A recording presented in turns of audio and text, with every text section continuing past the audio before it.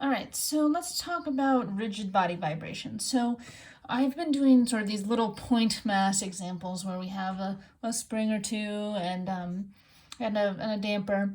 But actually, when you have rigid body motion, of course, you can also have rotation and you can have other things going on in your problem.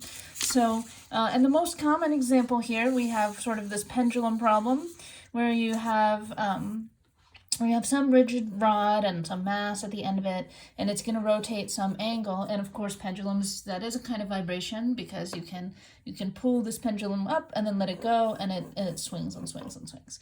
And just like our spring mass system, the pendulum will have a characteristic frequency.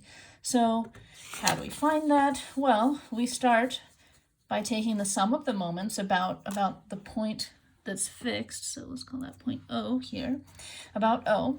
And so we have some theta, and the greater the moment, the greater the angular acceleration, so we've got theta dot, and we have some I about O. So let's see, for a simple pendulum here that we've got our I is just going to be our L squared times our mass, where the mass is just the mass of this point mass, and the L is this length, and the mass is M.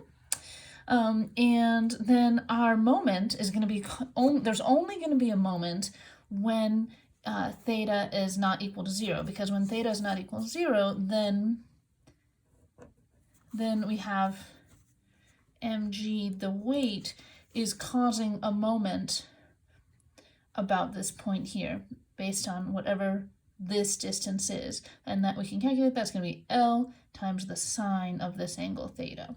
So and just like for the point mass systems, this is a moment that only occurs when it's away from the equilibrium point at theta equals 0. So we do want to in this case, whereas we don't always have the mg forces in when we have the spring in line with gravity, because then the spring force doesn't increase with gravity, but the moment caused by the mass does increase with the position, right? So let me say that again. For a spring mass system here, right, you might have gravity going down, but the gravity isn't going to increase with position x. It's going to be constant. Whereas here, the moment of gravity is going to increase with our angle theta. All right. And finally, we're going to, we won't always be assuming the point mass. Like, you could have some properties of your pendulum, like maybe you have a disc and it's pinned at some point, or various other shapes where you have the a K term. But we are almost always going to be assuming a small rotation theta. And when we do that, now this equation that has kind of a sign in it, so that's not quite so regular, we can assume that the sine of theta is going to be approximately equal to theta, which means now we can take this simple undamped system and we can write it like this. So we can have our theta dot, if we move this, or we move this on this other side, and we cancel out the m's and one of the l's, right? So we've got our theta dot plus g over L times theta equals 0. So this looks very similar in form to our x dot equals k over m theta times x equals 0 for our undamped spring mass system, except now that our natural frequency is going to be the square root of g over L. So again, we're going to point out that the mass doesn't end up in this formulation. It does cancel out, and the gravity does, but that's just because it's a rotational system. All right, so let's do some other examples, because it's possible to have, any number of variations on this idea. So let's do this problem 890, where we have some arm and it's kind of pivoting about point O, but it's a rigid arm that has both A and B, and then there's a damper attached to C, and there's a mass hanging from this end of A, and a spring, and some motion of X here.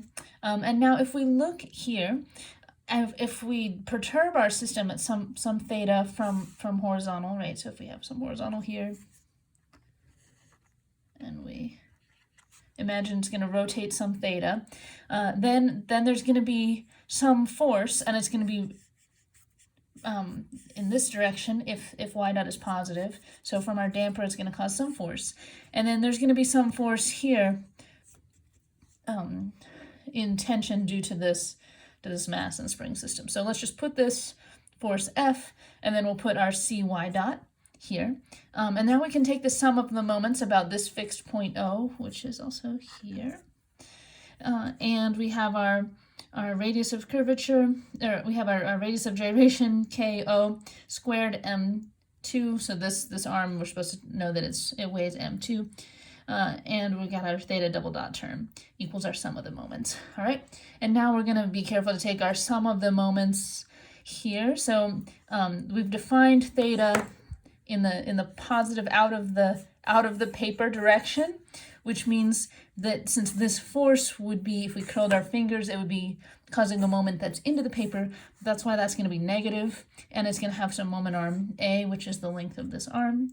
And then similarly, this force is going to be, this force here is going to be in the opposite direction of y, and so it's also going to be in the same direction as F, causing a negative moment relative to our theta definition term. So we're going to have, and it's going to be some damping times y dot, and the moment arm is going to be B. All right, and then that's going to equal our term here. And now we also are going to be able to remember that y here, this displacement of this tip of this arm, that's going to be equal to B sine theta, because this theta here would be the same as, there would be another, you could write theta here as well, right? And so, and again, we're always making that small angle approximation, so we're going to approximate that as B theta. So then our y dot is B theta dot, since B is constant. All right, and now we just need to know what that force is. So we can relate this force to the acceleration x. So we're going to draw just the force here, opposite and equal from here. We've got our kx, and that's going to be down, because if we move x up, then the force will always act counter to that. So when we do our F equals ma, we've got F in the same direction as x minus kx equals mx double dot. And again, with a small angle approximation, we can relate theta and x. So if we increase theta, that's also going to increase x based on how theta and x are drawn here. So we've got A times theta equals x, again with a small angle approximation, and so then A theta dot equals x dot. So if we start to substitute all of this in here, we substitute this expression for F, and we substitute y dot here, and then in the expression for F, we substitute our x dots. We make all those in terms of thetas and theta dots. Now we have an expression where it's only in terms of theta and theta dot. And anytime you have a 1 degree of freedom system, so 1 DOF, it should always be possible to get it in this form so that everything is in terms of either x or theta, and it won't matter if you get it in terms of x, then different things will cancel out, or if you get it in terms of theta. In this particular problem, I've drawn this other variable y. You could get it in terms of y, but you have to make sure you get it to the point where everything is in terms of that one variable that you've picked, and here I've picked theta. Okay, and so now once you have it in this form, you could really rewrite it